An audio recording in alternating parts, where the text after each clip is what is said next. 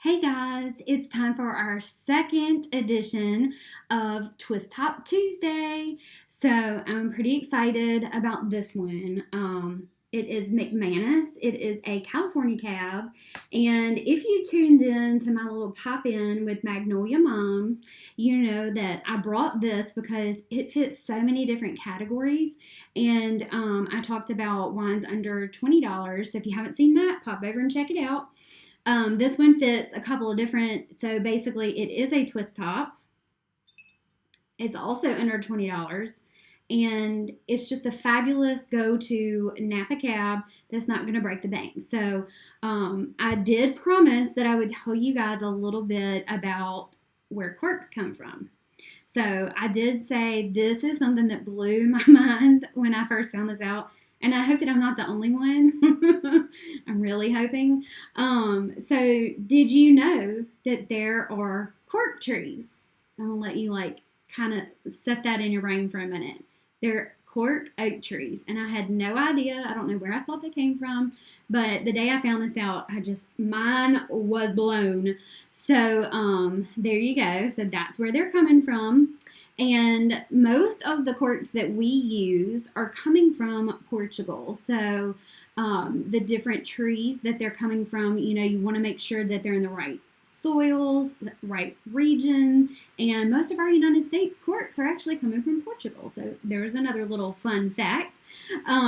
So when they have the trees, the first time it can be harvested is when it's 25 years old. I mean, that's a long time to care for that tree before it'll even start to produce some cork for you. So 25 years, and then from there, every 9 years you can harvest. So it takes a little time to kind of get itself back to producing its bark, if you will. And then, so 9 years later, you can reharvest it. So that's a long lifespan for that tree. And from what I'm reading, it looks like there's about 15 different harvests that one tree can go through. So that's a really long life cycle if you stop and think about it. Just because you've got those 25 years for it to come to, like maturation for you to use it. And then every 9 years you can reharvest it again. So that's super cool. And I hope that y'all are really digging this because I don't know where I thought they came from, but to me it just shocked me completely. Okay, so that's where your corks are coming from. The majority of them for the United States are coming from Portugal. So that is one reason. So if it's coming from a live product, so from a tree, and there's such a demand on your wines right now, and thus corks, you can see why some of these winemakers are really kind of turning to different alternatives. So that's why I thought, let's highlight Twist Top Tuesday, and then here we are. So this is, like I said, McManis. It is a California cab, and this is something that I've enjoyed here at home. I've brought it to friend's house. We've had this at one of our local restaurants. Char in Jackson, Mississippi has this, and I think that was one of the first times that I'd ever tasted this wine, and I'm just a big fan of it. So sometimes with your cabs, you see that I'm getting some of the pricier ones. That's a luxury that everybody doesn't get. Sometimes I get to taste things that are a little higher price point, but this is something that everybody can do, more of an everyday go-to wine, and it is $10.99 here in Mississippi. Now, depending on where you're watching, it may be a little higher, a little lower. But here in Mississippi. So this is a great wine for $10.99. You're not going to be able to beat it.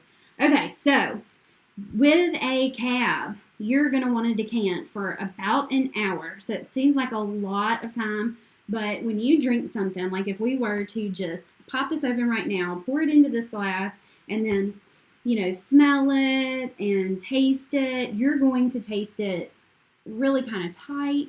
It's not going to be completely opened up to be the full flavor profile that the winemakers intended for you to have. So anytime you have some of your cabs, especially if you have some of your really older wines or your really younger wines, those are some of your ones you're always going to want to. But ideally, you can decant any red wine, and it'll still improve the flavor. And if you don't believe me, I encourage you to test it. So when you open your wine, pour a little bit in a cup, not a lot, not a full glass, just a little taste. So maybe to about like right here. Okay, and taste that and think about all the aromas that you're getting and all the taste that you have. And then what I want you to do is pour it into your decanter. This is one of my favorites just because it's so pretty, it's so dramatic. But you would pour it into here and then sit it on your counter and take some pictures and tag me and tell me what you're drinking.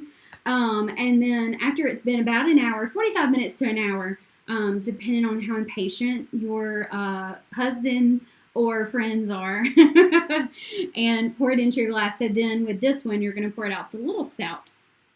Okay, so then taste it. And I want you to see the difference that it's going to make. Like it's really going to have, some different flavors. You're not going to have so much of that almost like burn from an alcohol that you get sometimes right after you open some of your wines.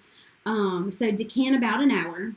And I just love the feedback that I'm getting from you guys. I was like, I don't know if this is going to be, something that y'all really dig or what. But the food that you pair it with was apparently one of y'all's favorite things. So the price of the wine, availability, and then how to pair it, like what to pair it with. So I'm just loving this. And I hope that this will help you too. So if you know me, if you follow me at all, and if not, then you need to know this. I'm a steak girl. Steak. When I go out to eat, I am either going to do my seafood if I'm on the coast, being from Mobile. Gotta have my seafood when I can, but otherwise, I'm going to do a steak and probably a Napa Cab because it's one of my favorites. So there's a reason for that because when you pair your wines with the right flavor profiles as far as what foods you're pairing it with, it's really going to either complement that wine and food and make it taste better, or they can kind of rival each other. So that's something to really think about. If you've had a wine with dinner and you're like, my friend said this was so amazing, they may have ordered something different and it did taste amazing with that wine. So keep that in mind. That's why I always try to tell you what you can pair things with. So rich grilled meats and really any kind of red meat. And I found this funny when I was doing my research. And I just felt like we just kept going with it. It was like grilled, stewed, broiled, roasted, braised. Any way you could do it red meat, they say pair it with a cab. So there you go. Okay, so you're going to want to do like peppery sauces. Dishes with just loads of flavor are really going to be something really powerful that can take on your cabs. So as far as like cheeses are concerned, one of my favorite pairings is going to be a cloth-bound cheddar, which is like an aged, just kind of wrapped in cloth. And it sounds really odd, but it has a distinct flavor. And you pair that with a cab, and it's amazing. So that, and something I just recently had was brie with truffle. Oh my goodness, those truffles just kind of like change that, and just it's heaven. It's amazing. So that's something. Also Gouda, some of those cheeses. Good thing is most of those types of cheeses are really on any kind of charcuterie board that you're going to be ordering. Easy to find at most of your restaurants. Okay, so for herbs, so when you're kind of seasoning your meats or thinking about sauces and things like that, one in particular that just loves cab is rosemary. I love rosemary, so it kind of makes sense, when you really stop and think about it, that all these things that I like really paired with something I really, really enjoy drinking too. So rosemary, basil, bay leaf, some of your chilies, garlic, and mint, but not your sweet mints. You know how you can get something that's just got that sweetie, mint flavor. Go for savory. So savory mint, paprika, black pepper. Those are kind of your little fun zones to stay in when pairing with your Napa Cabs. All right, so I did want to leave you on one fun thing to challenge you to do is when you do your steaks, if you have the option to pair it with a balsamic and red wine reduction, and you can get you a a Napa Cab, then I suggest that you do that because it is absolutely amazing. You're going to love the way that that tastes. So that's something great to pair it with. One of my favorite meals. Okay, so that's it for today. I do want to tell you, if you have any ideas of twist tops that we need to do for Twist Top Tuesday, or if you have a favorite wine that you want to see me feature, please drop it down in the comments and let me know, because I would love to highlight some of those and see what you guys are drinking. I'm always telling you what I'm drinking, but I need to know what you're drinking. Okay, so next Tuesday, I am, even though it will be Fat Tuesday and being a Mobile, Alabama girl where Mardi Gras started, I'm still going to be here for you guys with Twist Top Tuesday. So dedication.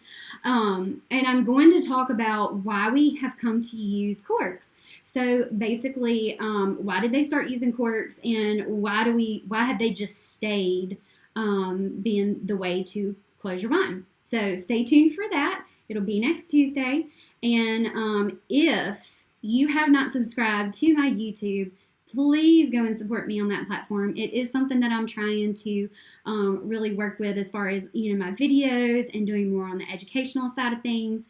And I think that you're going to learn something. I hope that you do. If you learned something, found something crazy, just intrigued by something, have a wine you want me to feature, have a twist top recommendation, have questions, whatever it is, reach out to me. I love interacting with you guys, and I just want to say cheers, and I hope that you have a fabulous rest of the week. And don't forget, tomorrow will be Wine Wednesday. Make sure you pop in to see what I'm doing on that day, and thanks, guys.